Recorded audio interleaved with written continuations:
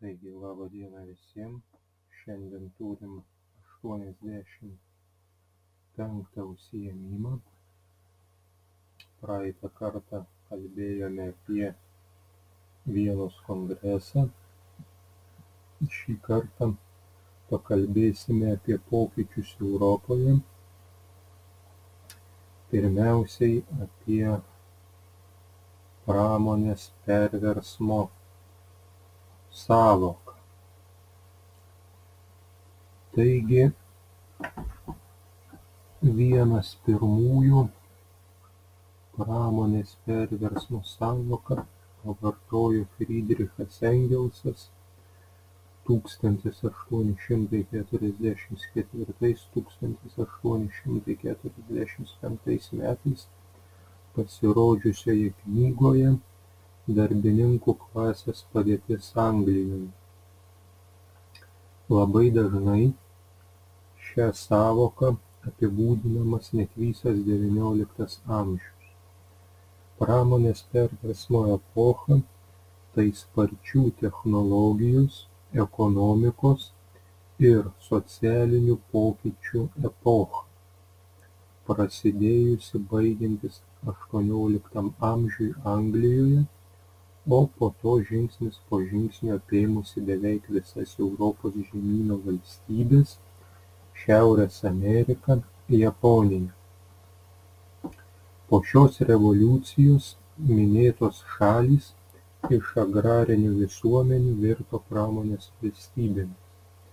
Pramonės perversmas nereiškia, kad buvo diegiamos vien tik techninės naujovės.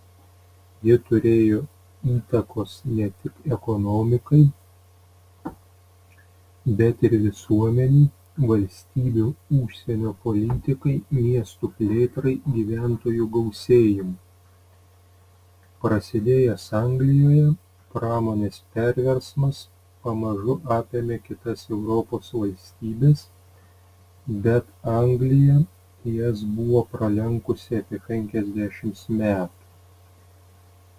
Apie gyventojų gausėjimą. Anglų dvasininkas ir ekonomistas Tomas Malthusas XVIII amžiaus pabaigoje parašytoje knygoje teigė atradęs visuomenės raidos dėsnį.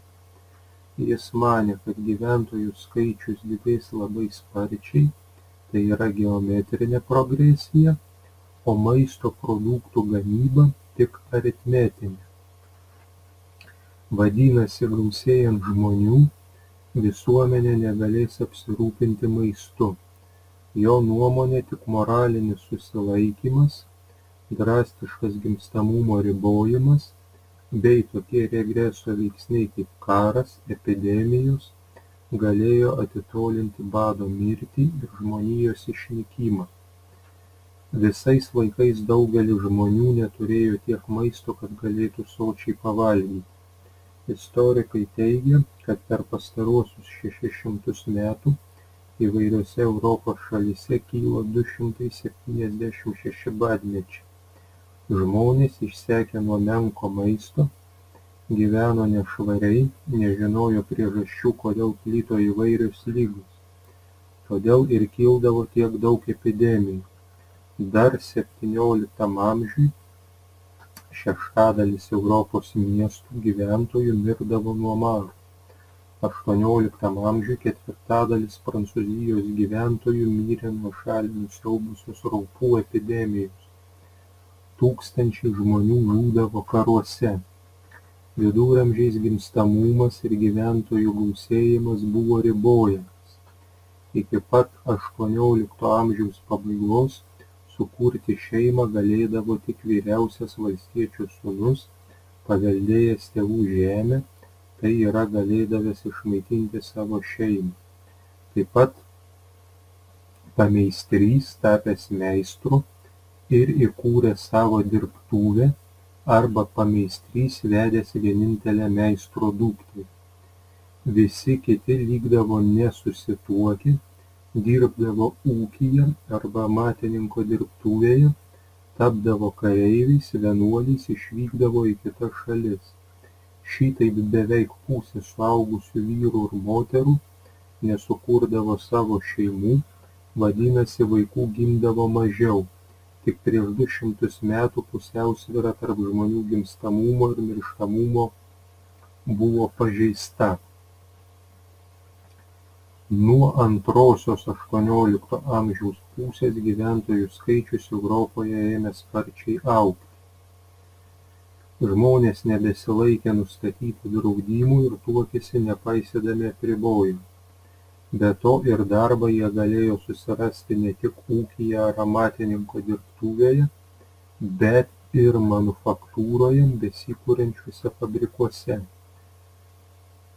Pažanga žemės ūkyje sudarė sąlygas geriau maitintis. Gyventojų gausėjimą lėmė ir tokie faktoriai kaip medicinos pažanga, pagerėjusios gyvenimo ir buities sąlygos. Apie cechų gamybos irimą.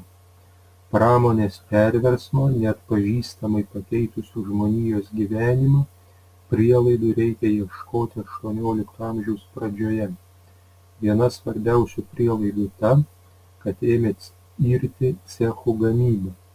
Dar 17 amžiui augant miestams, plečiantis prekybai susidarė sąlygos Anglijoje panaikinti įvairius luominius apribojimus.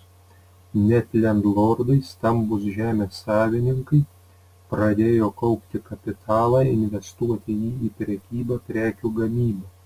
Tiek Anglijoje, tiek Olandijoje bei kitose Europos šalyse ėmė kurtis manufaktūros.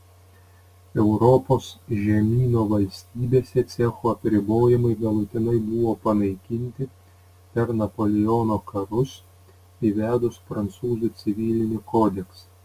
Konkurencijai, kuri anksčiau buvo laikoma amoraliu reiškiniu, dabar jau niekas netrukdė. Prūsijoje cechai buvo panaikinti 1807 metais ir įvesta amatų laisvė. Cechai nebegalėjo varžyti amatininko, kuriam buvo suteikta laisvė nustatyti gaminių kainas bei atlyginimą savo darbininkams. XIX amžiaus pradžioje vakarų Europoje buvo išplėsta miestų savivalda. Visa tai atvėrė kelią formuotis rinkai, konkurencijai, kaupti kapitalą.